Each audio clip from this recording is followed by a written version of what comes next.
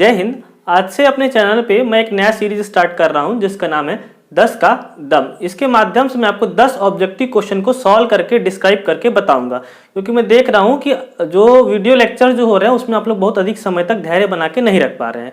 ठीक है, तो इसके माध्यम से क्या होगा, आने वाले जो एग्जाम्स होंगे उसमें आपकी डिस्क्रिप्टिव के माध्यम से भी अच्छी तैयारी हो जाएगी। एक क्वेश्चन के बीच 4 से 5 क्वेश्चन कवर करने का प्रयास करेंगे। तो चलिए आज का पहला जो सीरीज है उसको स्टार्ट करते हैं, 10 का दम। हमारा पहला क्वेश्चन है, देखिए इसमें निम्न में से किस नदी को पंचनद में शामिल नहीं किया जाता है। ठीक है, आपको नदियां बतानी जो पंचनद में शामिल नहीं है, रावी, सिंधु, चेनाब या झेलम। तो यहाँ पे क्या आंसर हो जाएगा आप लोग का? आंसर हो जाएगा बी, सिंधु जो है वो पंचनद में शामिल नहीं है। इसके अलावा रावी, चेनाब और झेलम, ये 3 नदियां हैं और इसमें आप व्यास और सतलज को और ऐड कर लीजिए तो आपकी जो 5 नदियां हो गई, इन्हें हम कहते हैं पंचनद। जो सिंधु नदी है वो हिमालय के जो मानसरोवर झील से निकल के वो कश्मीर से होते हुए क्या कहा जाता है, पाकिस्तान में चली जाती है। सिर्फ एक ही जो राज्य है कश्मीर, उस वहां पे ये बहती है सिंधु नदी, इसलिए इसको क्या करते हैं हम लोग पंचनद में शामिल नहीं करते। तो इसका आंसर क्या हो जाएगा? सिंधु नदी। ठीक है, सेकंड क्वेश्चन देखिए। सेकंड क्वेश्चन है, भारत में सबसे बड़ी नदी द्रोणी निम्न में से किस नदी की है?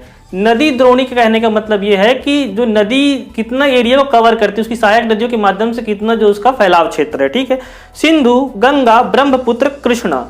तो भारत में जो सबसे बड़ी जो नदी द्रोणी है वो गंगा नदी बनाती है। ऊपर की ओर देखें तो घाघरा, गंडक, कोसी नदी, नीचे से यमुना नदी। तो काफी जो पूरा गंगा के जो मैदान में क्या है, इसकी द्रोणी फैली हुई है। तो इसका आंसर क्या हो जाएगा? बी, सिंधु नदी जो है वो मैंने बताया अभी पहले। उसके बाद जो ब्रह्मपुत्र नदी है वो मानसरोवर झील से पूरा तिब्बत के पठार में आधी दूरी तो वो दूसरे चाइना में बहती है, उसके बाद अरुणाचल प्रदेश में भारत में प्रवेश करती है। ठीक है, कृष्ण नदी जो है वो दक्षिण भारत की नदी है।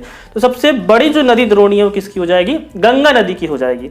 नेक्स्ट क्वेश्चन देखते हैं, थर्ड नंबर का जो क्वेश्चन है, निम्न में से किस पर्वत श्रेणी में दोदा बेटा चोटी स्थित है?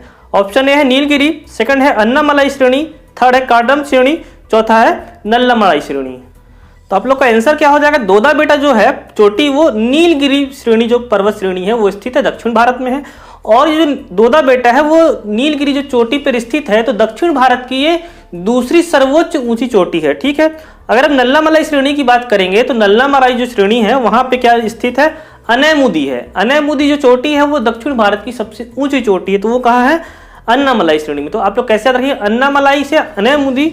और जो दो बेटा है वो एक बेटा का नाम है नील और एक का नाम है गिरी, नील गिरी, इसके 2 बेटे हैं। तो आप कैसे याद करेंगे? नीलगिरी जो है वो दोदा बेटा है और जो अन्नामलाई श्रेणी है वो कहाँ है? अनैमुदी है। ये दोनों दक्षिण भारत में है। और एक पर्यटन स्थल है उटकमंड। ठीक है, उटकमंड वो भी कहाँ पे स्थित है? नीलगिरी की श्रेणी में स्थित। मैं जितनी भी एक्स्ट्रा फैक्ट बता रहा हूँ वो एग्जाम में इंपॉर्टेंट है, उसको आप नोट्स बना सकते हैं। नेक्स्ट क्वेश्चन देखिए, हिमालय के किस भाग में करेवा पाए जाते हैं? उत्तर पूर्वी हिमालय, नेपाल हिमालय, पंजाब हिमालय या कश्मीर हिमालय।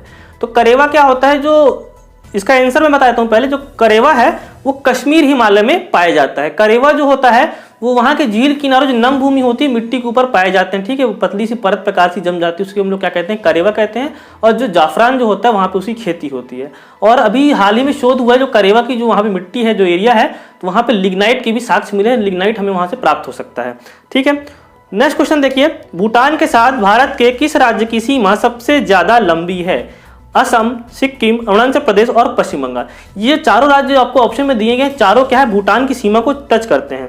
तो इसमें जो करेक्ट आंसर हो जाएगा वो है आपका असम। ठीक है, असम की जो सीमा है, टोटल जो भारत की जो सीमा है वो भूटान 699 किलोमीटर लंबी लगती है। उसमें जो सबसे लंबी जो सीमा है वो असम टच करता है। असम 267 किलोमीटर की जो सीमा है वो भूटान से शेयर करता है।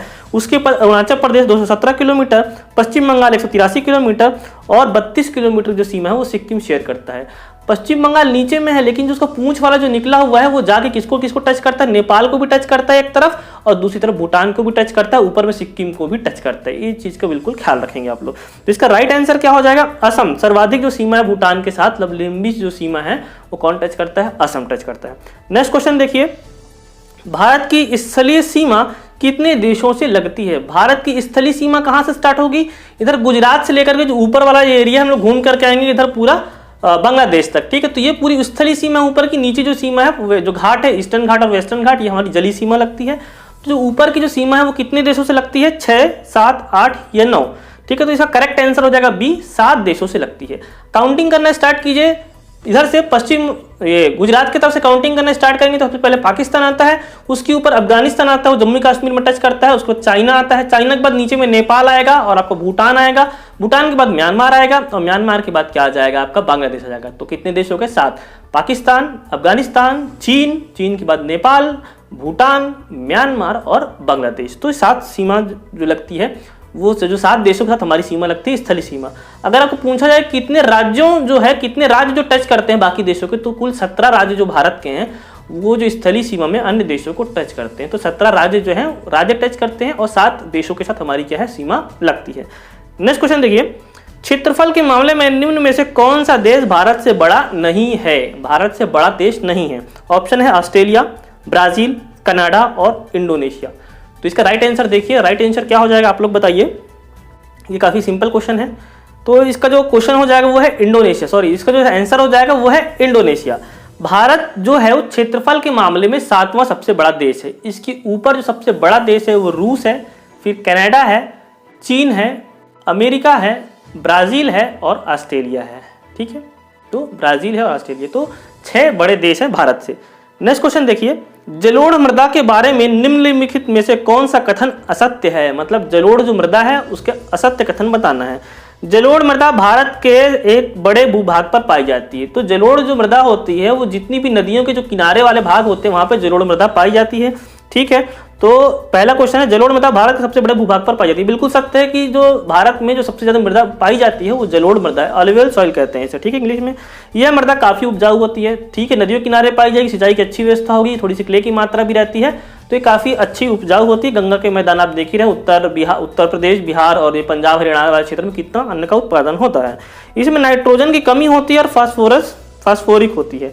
तो भारत में जितनी भी मिट्टियां पाई जाती हैं सभी में नाइट्रोजन की कमी होती है। कभी आपको ऑप्शन में दिखेगा कि नाइट्रोजन की कमी हो, तो सभी मिट्टियों के लगभग ही सही है कि सभी मिट्टियों में नाइट्रोजन की कमी पाई जाती है। फोर्थ कहता है कि इसमें क्ले की मात्रा काफी अधिक होती है और ये नमी, नाम लिखा हुआ है, नमी को ज्यादा समय तक रख सकती है। तो ये जो ऑप्शन है थोड़ा सा गलत लग रहा है क्योंकि क्ले की मात्रा इसमें होती है, काफी नहीं होती है। और ये नमी को जो सबसे ज्यादा अधिक देर तक रखती है वो होती है काली मिट्टी। ठीक है, नमी धारण करने की जो क्षमता सर्वाधिक होती है काली मिट्टी में होती है। तो आपका आंसर क्या हो जाएगा? डी वाला गलत हो जाएगा। और जो जलोढ़ मृदा कहाँ पाई जाती है? नदियों के किनारे पाई जाती है। नेक्स्ट क्वेश्चन देखिए, निम्नलिखित में से भारत का सबसे कम ऊंचाई वाला क्षेत्र कौन सा है? भारत में या किसी भी देश में दुनिया में कहीं भी जो ऊंचाई नापी जाती है वो समुद्र तल से नापी जाती है। तो क्वेश्चन ये है कि सबसे कम ऊंचाई वाला क्षेत्र कौन सा है? ऑप्शन देखिए, कुट्टानाद केरल, ऑप्शन बी है सौराष्ट्र कर्नाटक, सौराष्ट्र एक्चुअली गुजरात में है लेकिन ऑप्शन यहाँ पे कर्नाटक दे दिया। ठीक है, कोरोमंडल तमिलनाडु और मालाबार केरल। ठीक है, तो इसका आंसर हो जाएगा कुट्टानाद केरल। कुट्टानाद एक ऐसा जगह है वहां पे जो समुद्र तल जो सरफेस होता है समुद्र का उससे भी लगभग 2.2 मीटर क्या है वो नीचे है क्षेत्र। तो कुट्टानाद एक एग्जाम में क्वेश्चन आया हुआ है, जो कुट्टानाद केरल का क्षेत्र है वो समुद्र तल से 2 पॉइंट नीचे है। उसके बाद जो गुजरात में है सौराष्ट्र है। ठीक है, कोरोमंडल तट है वो तमिलनाडु में है, जो भारत का जो पूर्वी तट है तमिलनाडु की तरफ जो तट है उसको कोरोमंडल तट कहते हैं। और जो केरल की तरफ तट है जो पश्चिमी तट है उसको क्या कहते हैं हम लोग? मालाबार तट कहते हैं। ये भी एग्जाम में पूछा जा चुका है। ठीक है, तो ऑप्शन क्या हो जाएगा आंसर? ए, कुट्टानाद केरल। ठीक है, नेक्स्ट क्वेश्चन देखिए, निम्नलिखित में से कौन सा गलत है? पहला ऑप्शन है सुंदरवन डेल्टा में विश्व का सबसे बड़ा मैंग्रोव वन है। जो सुंदरवन जो डेल्टा है वो विश्व का सबसे बड़ा डेल्टा है। गंगा और ब्रह्मपुत्र नदी दोनों मिलकर के इसको बनाती हैं। पश्चिम बंगाल और बांग्लादेश में पाया जाता है और ये सर्वाधिक मैंग्रोव वन पाया जाता है। बिल्कुल सही है। विश्व का सबसे बड़ा भारत विश्व का सबसे बड़ा माइका उत्पादक है। माइका का मतलब होता है अभ्रक। ठीक है, माइका को हिंदी में कहते हैं अभ्रक। तो भारत विश्व में सबसे बड़ा उत्पादनकर्ता किसका है? अभ्रक का। तो भारत क्या है? अभ्रक के मामले में आत्मनिर्भर है और विश्व में सर्वाधिक उत्पादन ये करता, तो ये भी सही है। ईस्टर आइलैंड एकमात्र ऐसा क्षेत्र है जो पृथ्वी पर भारत की ठीक विपरीत दिशा में स्थित है। तो इसके बारे में बहुत लोग को जानकारी नहीं होगी लेकिन मैं बता देता हूँ। पृथ्वी के हम गोल की बात करेंगे तो अगर एक तरफ उसके भारत है तो अपोजिट तरफ कोई ना कोई देश या कंट्री होगी, क्योंकि वो गोल है, सभी के अपोजिट कुछ ना कुछ होगा। ठीक है, तो भारत के जो अपोजिट में जो आता है वो उत्तरी अमेरिका और दक्षिणी अमेरिका के 2 भाग आते हैं। और दक्षिणी अमेरिका जो चिली देश है, यहाँ पे चिली नामक देश है, इसके जो पश्चिम की तरफ देखेंगे तो यहाँ पे एक ईस्टर आइलैंड है। ये भारत के क्या ठीक विपरीत में स्थित है। पुराने जमाने में एक कथा भी होती थी कि पाताल लोक कहाँ स्थित है, क्योंकि धरती के नीचे तो कुछ है नहीं, धरती के बाहर ब्रह्मांड है। तो जिस समय यहाँ पे दिन होता है तो जिस समय वहाँ पे रात होती थी उसे हम लोग पाताल लोक कहते थे। और राजा जो बलि है हमारे, वो कहाँ शासन करते थे? अमेरिका में शासन करते थे। ऐसी पुराणों में हमारी कथा है और ये सत्य भी हो सकता है, क्योंकि रात जहाँ होती है उसी को पाताल लोक कहते हैं। और अमेरिका जो था उस समय पाताल लोक था, क्योंकि वहाँ पे राजा बलि का शासन हुआ करता था। ठीक है, तो ये कहने की बात हो गई। तो ये भी ऑप्शन क्या है? सी सही है। डी ऑप्शन कहता है भारत की सबसे बड़े खारे पानी की जो झील है वो गुजरात में स्थित है। तो ये ऑप्शन गलत हो गया, मतलब ये आपका राइट आंसर हो जाएगा, क्योंकि जो भारत की सबसे बड़ी जो खारे पानी की झील है सबसे बड़ी, वो कहाँ पे स्थित है? चिल्का झील है, और वो स्थित है उड़ीसा में। और उसी के पास ही मैंने लास्ट वीडियो में बताया था व्हीलर आइलैंड है, जिसको अब्दुल कलाम द्वीप कहते हैं। यहीं से क्या है, भारत की सभी मिसाइलों का और टेस्टिंग की जाती है। तो ये था हमारा 10 का दम। 10 क्वेश्चन मैंने आपसे पूछे भूगोल से। अगर आपको क्वेश्चन इजी लगे हैं तो निश्चित तौर पे आपकी पढ़ाई अच्छी है। अगर क्वेश्चन आपको हार्ड लगे हैं, कठिन है, आपसे नहीं बने हैं, तो हम और स्टडी करेंगे। इस प्रकार के क्वेश्चन में और आगे की सीरीज में लेके आऊंगा। तो आप लोग खुद कमेंट करके बताइए कि कितने क्वेश्चन आपसे सही हुए हैं, कितने क्वेश्चन को आप लोग जानते थे। और जितने भी एक्स्ट्रा फैक्ट मैंने बताए हैं उसको आप कॉपी में नोट करिए, निश्चित तौर पे आगे एग्जाम में काम आएंगे। तो आज के लिए धन्यवाद। मिलता हूं मैं अगले वीडियो में, और इस प्रकार की सीरीज मैं लगातार अपने चैनल पर लेके आते रहूंगा। आप इसको शेयर कीजिए, सब्सक्राइब कीजिए और लाइक कर सकते हैं अगर आपको वीडियो पसंद आया है तो। धन्यवाद। जय हिंद।